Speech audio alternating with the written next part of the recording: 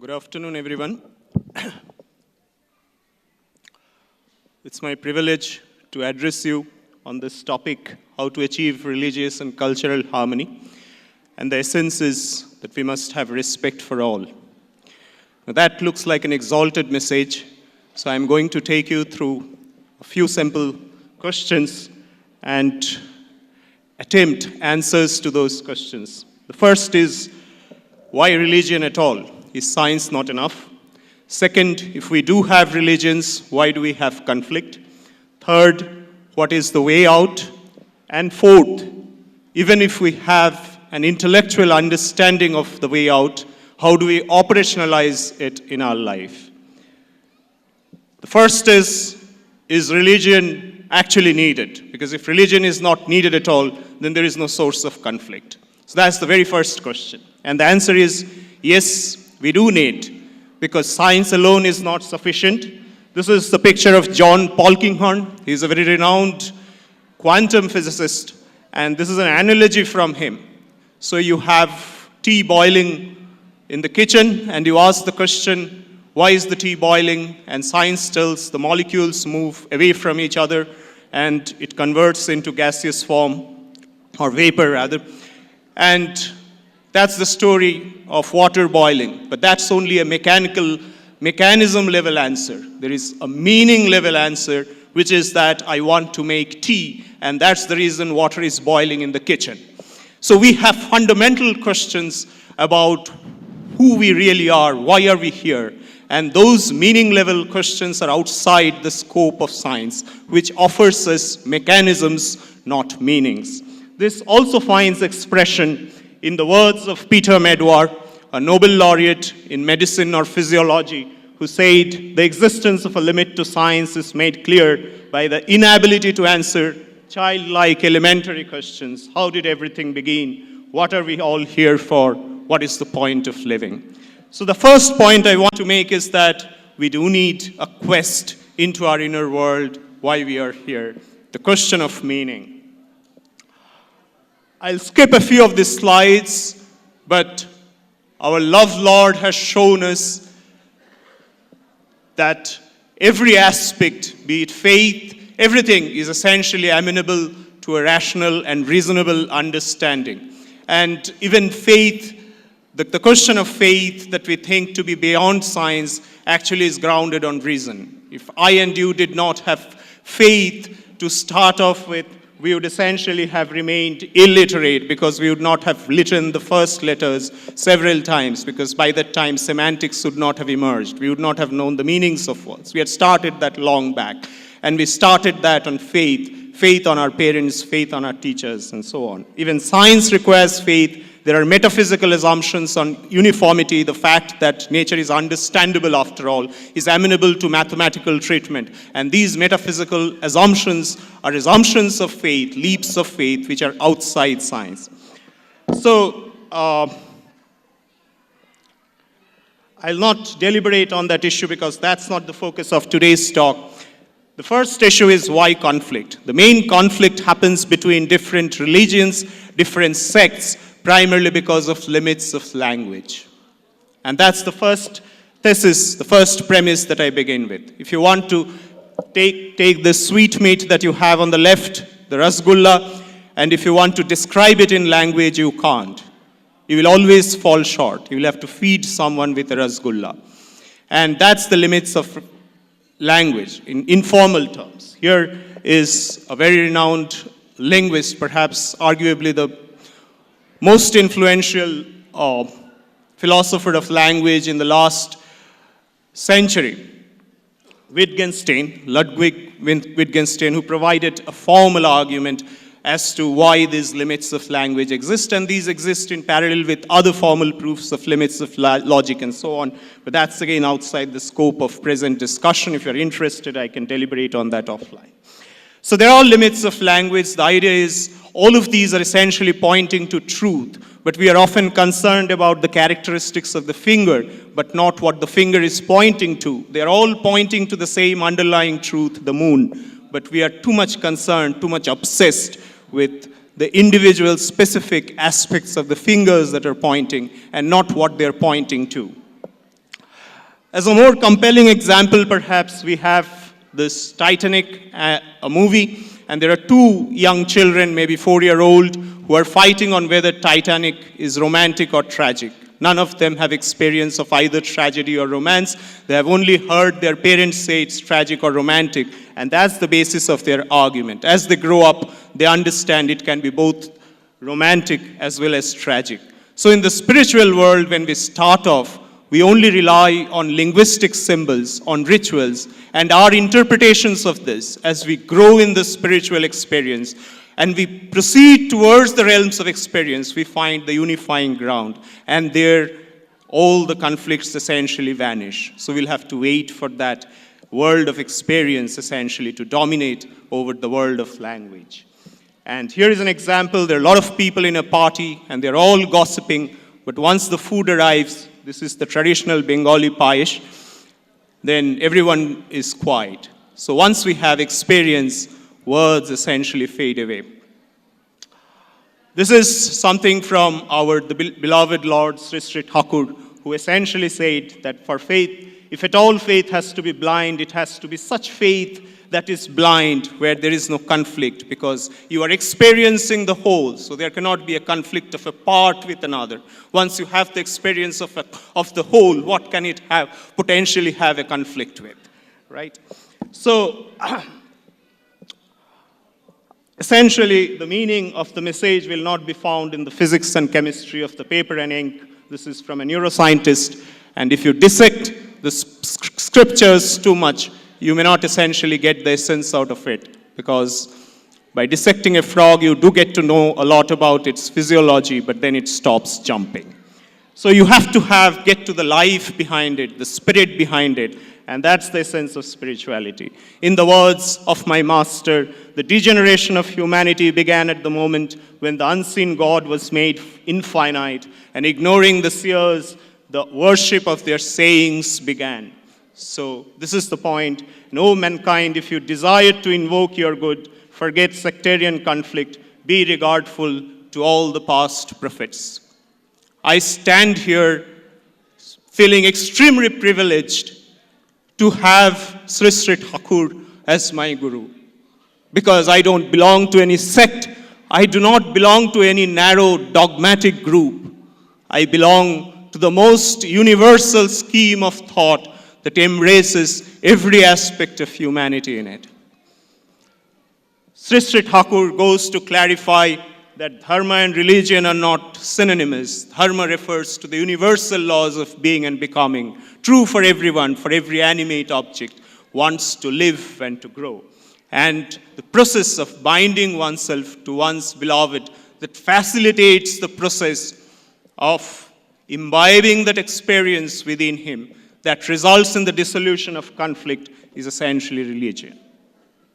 There is this universal aspect of religion which is encoded in the book, the Sutanu Chakraborti, and these are universal. And then there is the discrete aspect of religion, as Sri Sri Thakur clarifies, which are specific to time, space, individuals, and so on. The costumes we wear, the food we take, and so on, that has to be adapted. And we have to make a careful distinction between the two to avoid conflict. So there is convergence in the words of Sri Sri Thakur, not conversion from one religion to another. One can stay within the framework of one's religion and still pursue this line of convergence.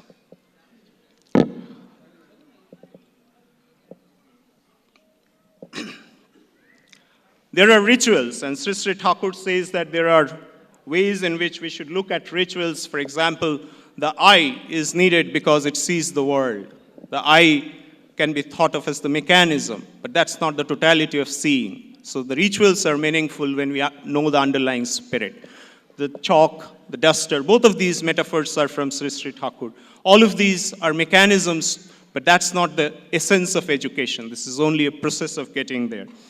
So you can think of a road as something that separates you from the destination, but you can also think of the road as something that leads you to the destination. There are always two different views, and when rituals are viewed appropriately, you would essentially find meaning in it. Obviously, there is a caveat. in that Sri Sri Thakur warns us that we should not be confined by any kind of prejudice, except those of the Supreme Father, all prejudices are born. So there is no extra baggage in religion, no miracles, no superstition, no God of the skies, no cheap shortcuts to hard work. Sri Sri Thakur talks about organic togetherness, which means that in each one of us, we essentially carry an element of the whole. Just like every cell of the human body has a nucleus in it, in which is ingrained the imprint of the whole, the DNA. Similarly, in each of us, there is an imprint of the whole.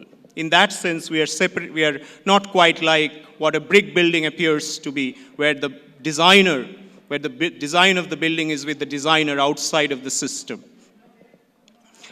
And when we appreciate this interestedness, as Sri Thakur calls it, we find that just as every cell of the body has unique characteristics, is distinct from every other cell, but carries with it the imprint of the whole in that it has the urge of being and becoming.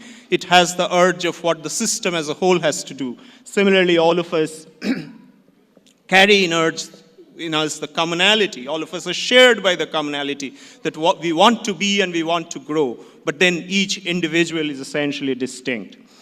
And Sri Sri Thakur provides us a rationale for why we should be essentially reaching out to individuals outside us. What is the rationale? Why should we do that? Why should we go beyond the narrow interests of the self? Even that question, Sri Sri Thakur says, is not outside reason. So he gives a very compelling analogy. He says, let us say a mosquito comes and sits on your forehead.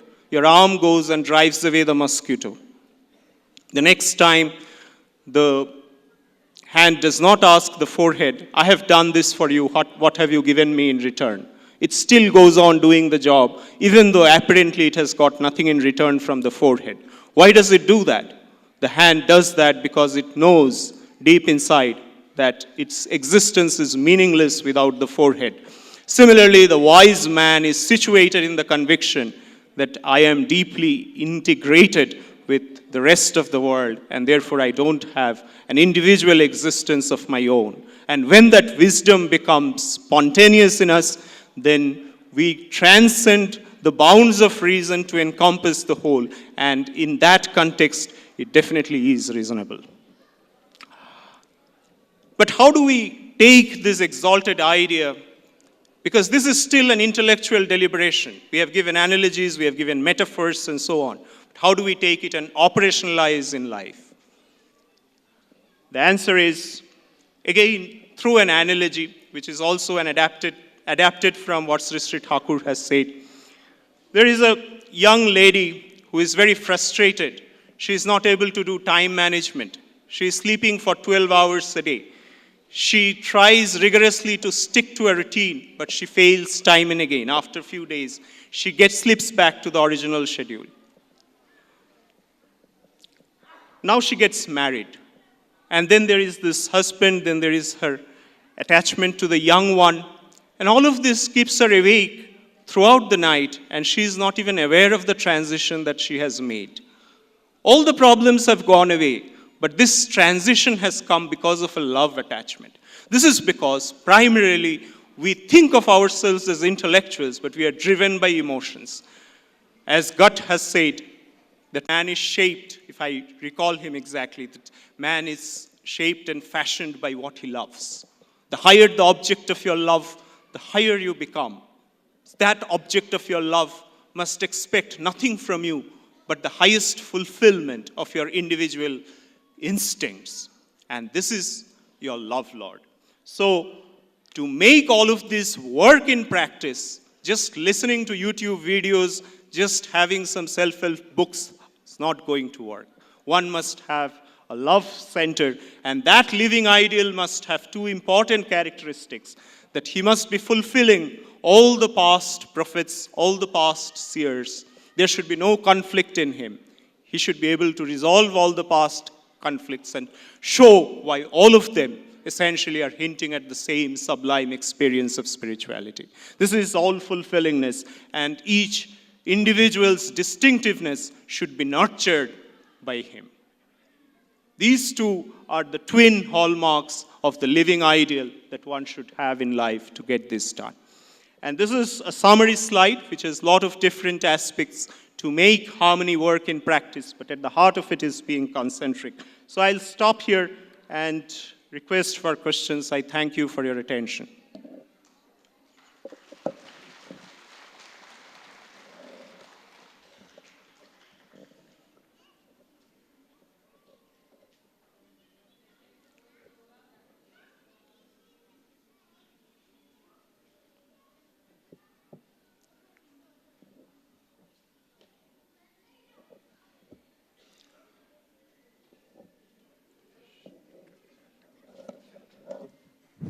Hello, Professor. I have a question if you may ask. Okay, so please throw the question, please. When you say religious freedom, across the world there are so many sects, so many religions. How it can be integrated? Because everybody convinced on their own that this is what I should follow. What is the universal way in your views? Over to you. Yeah. Thank you for your question. I guess the broader question was, how do we achieve religious harmony at a more global level? And the first and foremost thing is, I think, Sri Sri Thakur talks about an organic growth, which means a growth that starts with the individual. So first of all, you can see in the slide somewhere down the line, somewhere down here, you would find a point, integrity within before integrity without, right? Which means that if I am not an integrated person myself, if my thoughts, words, and deeds do not integrate with each other, it's very unlikely that I can solve, because I'm not even able to solve my own problems.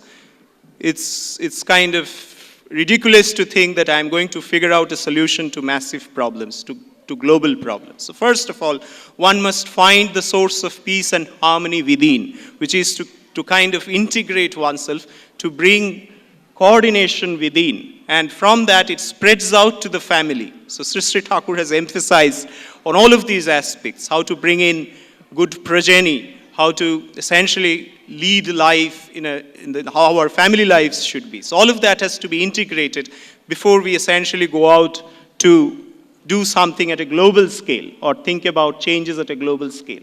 Often, and when it comes to hatred, when it comes to religious detestation, that we are not able to put up with something. Sri Sri Thakur himself was a doctor.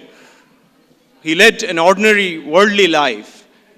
Otherwise, we could not have related to his life. And as a doctor, he used to say that, when he used to think about all the ills in the society, a criminal, a robber, a thief, and so on, he used to view that in the eyes of a physician. A physician tries to cure the disease without having a sense of hatred or detestation towards it. And that's the approach that Sri Sri Thakur followed himself and showed us the way forward. When I was standing next to Acharya Dev one day, there was someone who was speaking of hopelessness, that there are only so few good people, and then there are so many criminals, wrongdoers, and so on, corrupt people. How is any change going to happen? There is so much of sectarian violence, we get to hear news. And I'm just going to tell you my understanding, and there could be lapses in the way I reproduce it. Our Acharya Dev said something of this kind. He said, there are actually a lot more good people in the society than the bad. But when a wrongdoer, when a thief or a criminal, when he carries out an activity, he meticulously plans it such that it does not fail. When a good person thinks about how the society, something good can happen, he just reclines back on the sofa and does some nice talk, and that's the end of it. He says, if a few good people actually were as aggressive as some of the wrongdoers, then things can be corrected. And that's one of the points that's also mentioned here. And then sometimes we are often too overtly engaged in winning arguments at the cost of losing people, right? Sometimes it is important to understand that Sri Sri Thakur himself used to say that he is ready to leave an empire, relinquish an empire just to have one person. How often, just because of our egoistic propensities, we tend to lose out a person and just feel contented that we have won an argument. What does that give us in life? So first of all, unless our own passionate complexes are regulated, we don't even have the clarity of vision about how the world really is. If I have to correct something in the human body, I must have an understanding of the physiology, the state of the disease, and everything else. For that clarity to happen, I must have the right eyes to see it. Unless my own passionate complexes are regulated, I don't even know what disease I'm trying to cure. So how do I find a solution to that problem? So all of this, and then often we go by hearsay, and Sri Sri Thakur always used to advocate inquisitiveness, scientific inquisitiveness. In fact, he was a prophet of the age who set up chemical laboratories, workshops, and so on, which is unprecedented at his time. I mean, the kind of things that he set up in, the chemical works, the laboratories for doing research on, very fundamental topics, that all of this was essentially to promote scientific inquisitiveness in people, so that people don't go by hearsay. It's kind of ridiculous that, in an institute of eminence, sometimes we find people talking about ills in X, Y, Z without taking the trouble to essentially find out what that really is. Sometimes we are driven by hearsay, whereas we are never driven by hearsay when we do science. So when we come out of science, does the methodology of science desert us? Sri Sri Thakur told us that something that takes us to the cause is spiritualism. That's the kind of definition that he provides us. The ideas and activities, I don't have the exact quote, but that's what he says in Satyanusaran. So something that takes us to the cause. So are we abandoning the sincere quest for cause when we are in our everyday parlance and relegating that merely to the confines of our scientific laboratory? We have to be a totally rationally adjusted man to be able to ask the right questions, meaningfully find solutions. And surely there will be. And that's what I personally feel. I don't know if I've answered your question, but you can maybe tell me or